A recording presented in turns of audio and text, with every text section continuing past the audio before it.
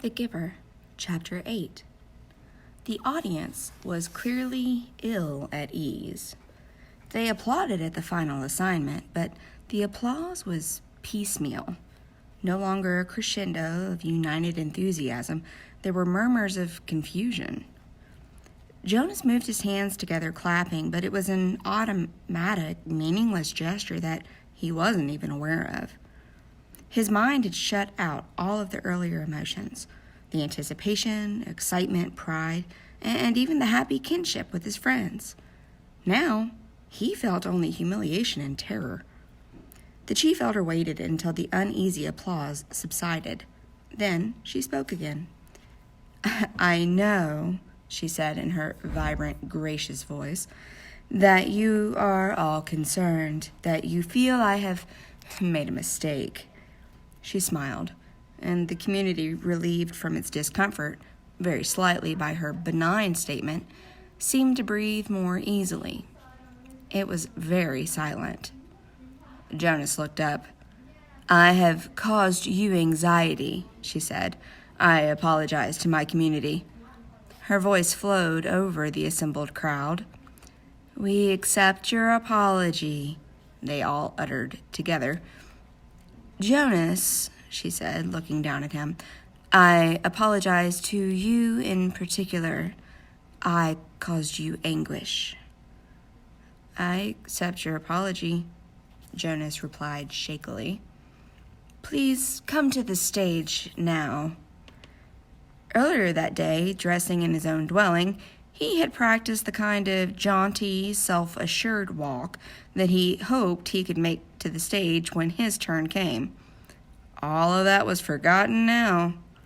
He simply willed himself to stand, to move his feet that felt weighted and clumsy, to go forward up the steps and across the platform until he stood at her side. Reassuringly, she placed her arm across his tense shoulders. "Jonas has not been assigned," she said. And his heart sank. Then she went on. "Jonas has been selected." He blinked. What did that mean? He felt a collective questioning stir from the audience. They too were puzzled. In a firm, commanding voice, she announced, "Jonas has been selected to be our next receiver of memory." Then he heard the gasp. The sudden intake of breath, drawn sharply in astonishment by each of the seated citizens. He saw their faces. The eyes widened in awe. And still, he did not understand. "Such a selection is very, very rare," the chief elder told the audience.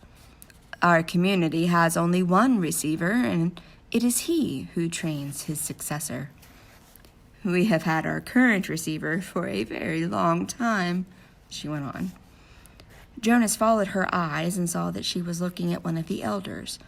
The committee of elders was sitting together in a group, and the chief elder's eyes were now on one who sat in the midst, but seemed oddly separate from them.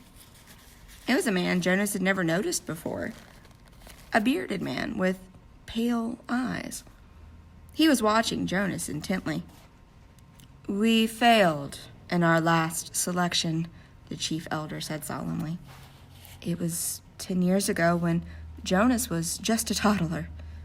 I will not dwell on the experience because it causes us all terrible discomfort." Jonas didn't know what she was referring to, but he could sense the discomfort of the audience. They shifted uneasily in their seats. "We have not been hasty this time," she continued. "We could not afford another failure. Sometimes," she went on, speaking now in a lighter tone, relaxing the tension in the auditorium, "we are not entirely certain about the assignments, even after the most painstaking observations. Sometimes we worry that the one assigned might not develop through training in every attribute necessary. 11s are still children, after all. What we observe as playfulness and patience the requirements to become a nurturer could, with maturity, be revealed as simple foolishness and indolence. So we continue to observe during training and to modify behavior when necessary. But the receiver in training cannot be observed, cannot be modified. That is stated quite clearly in the rules. He is to be alone, apart, while he is prepared by the current receiver for the job which is the most honored in our community. Alone? Apart? Jonas listened with increasing unease. Therefore, the selection must be sound. It must be a unanimous choice of the committee. They can have no doubts, however fleeting. If, during the process, the elders reports a dream of uncertainty, that dream has the power to set a candidate aside instantly. Jonas was identified as a possible receiver many years ago. We've observed him meticulously. There were no dreams of uncertainty. He has shown all of the qualities that a receiver must have. With her hand still firmly on his shoulder, the chief elder listed the qualities. Intelligence, she said. We are all aware that Jonas has been a top student throughout his school days. Integrity, she said next. Jonas has, like all of us, committed minor transgressions. She smiled at him. We expect that. We hoped also that he would present himself promptly for chastisement, and he has always done so. Courage, she went on. Only one of us here today has ever undergone the rigorous training required of a receiver. He, of course, is the most important member of the committee, the current receiver. It was he who reminded us again and again of the courage required. Jonas, she said, turning to him, but speaking in a voice that the entire community could hear, the training required of you involves pain, physical pain. He felt fear flutter within him. You have never experienced that. Yes, you have scraped your knees in falls from your bicycle, and yes, you crushed your finger in a door last year. Jonas nodded, agreeing as he recalled the incident and its accompanying misery. But you will now be faced, she explained gently, with pain of a magnitude that none of us here can comprehend because it is beyond our experience. The receiver himself was not able to describe it, only to remind us that you would be faced with it, that you would need immense courage. We cannot prepare you for that. But we feel certain that you are brave, she said to him. He did not feel brave at all. Not now. The fourth essential attribute, the chief elder said, is wisdom. Jonas has not yet acquired that. The acquisition of wisdom will come through his training. We are convinced that Jonas has the ability to acquire wisdom. That is what we looked for. Finally, the receiver must have one more quality, and it is one which I can only name but not describe. I do not understand it. You members of the community will not understand it either. Perhaps Jonas will, because the current receiver has told us that Jonas already has this quality. He calls it the capacity to see beyond. The chief elder looked at Jonas with a question in her eyes. The audience watched him too. They were silent. For a moment, he froze, consumed with despair. He didn't have it, the whatever she had said. He didn't know what it was.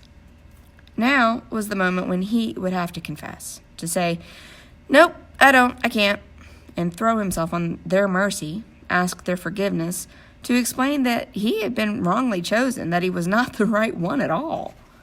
But when he looked out across the crowd, the sea of faces, the thing happened again. The thing that had happened with the apple. They changed. He blinked and it was gone. His shoulders straightened slightly, and briefly he felt a tiny sliver of sureness for the first time. She was still watching him. They all were. I think it's true, he told the chief elder in the community. I don't understand it yet.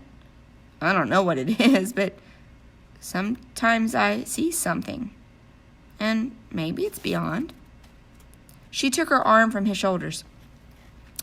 Jonas, she said, speaking not to him alone, but to the entire community, of which he was a part, you will be trained to be our next receiver of memory.